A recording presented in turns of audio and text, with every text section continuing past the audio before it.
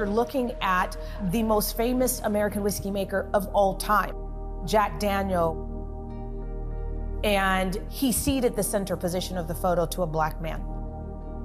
The question became, why? Who was this black man being surrounded by all of these white men?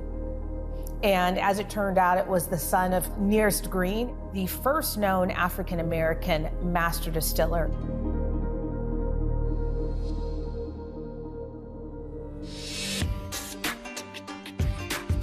The story of Uncle Nearest and why it's relevant today is when he began, he was an enslaved man. And without the ability to trademark, to patent, to really get credit for work done at that time, you had to have an ally. And Nearest was quite fortunate, as the young man that he taught and mentored was a kid by the name of Jack Daniel. And he became his first master distiller post the Civil War. It's not the recipe that made Nearest Green's whiskey stand out. It was his process. It's a process that comes from West Africa. It came in with the enslaved people. It must run through sugar maple charcoal before it goes into the barrel in order to purify it. We in our company refer to Nearest as the godfather of Tennessee whiskey, because without using that process, without teaching that process, Tennessee whiskey wouldn't be what it is today, or would it even be its own category? The fact that they were able to create this relationship, this white man, this black man, that went to the next generation and the generation after that, I think it's extraordinary, and we're cementing their legacy today. On the very first day that I was doing research in Lynchburg, Tennessee, things began just showing up. One of those things was the 313-acre historic farm where Jack Daniel grew up and where Nearest Green was the master distiller there. It was for sale.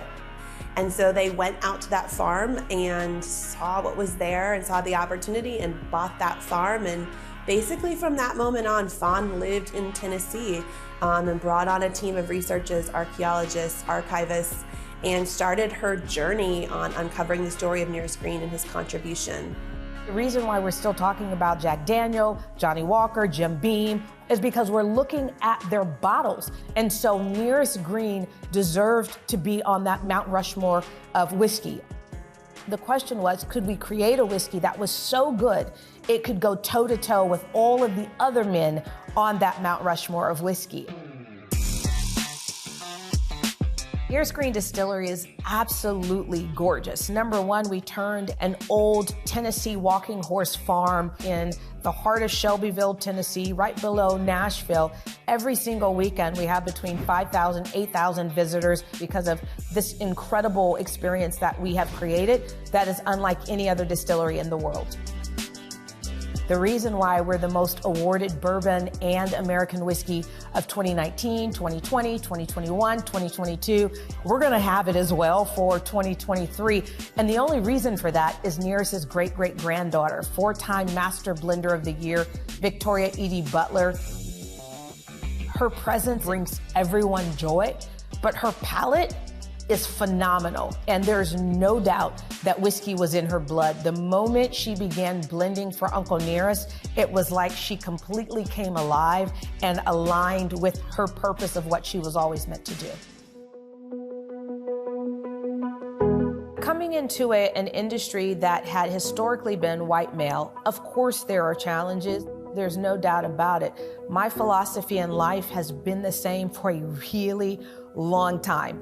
No complaints, no gossip, no focus on those problems or challenges. So have they existed? I'm sure, but I came in like a wrecking ball, so I don't actually care. We started in conjunction with Jack Daniels is the Nearest and Jack Advancement Initiative. It was a way for us to say, hey, we're going to invest $5 million to bring diversity to this industry. We literally are going in, giving them the resources they need in order for their businesses to take flight. And then we have the leadership apprentice program, and then the Nearest Green School of Distilling. So those 3 pillars are all intended to make sure that the industry that we leave behind more accurately reflects what America looks like today. It feels amazing to be honoring such a wonderful piece of history that is inspiring women and people of color. It's empowering them. This was the one story and the one brand that was so American. We wanted to make sure that everyone in America could embrace it as their own.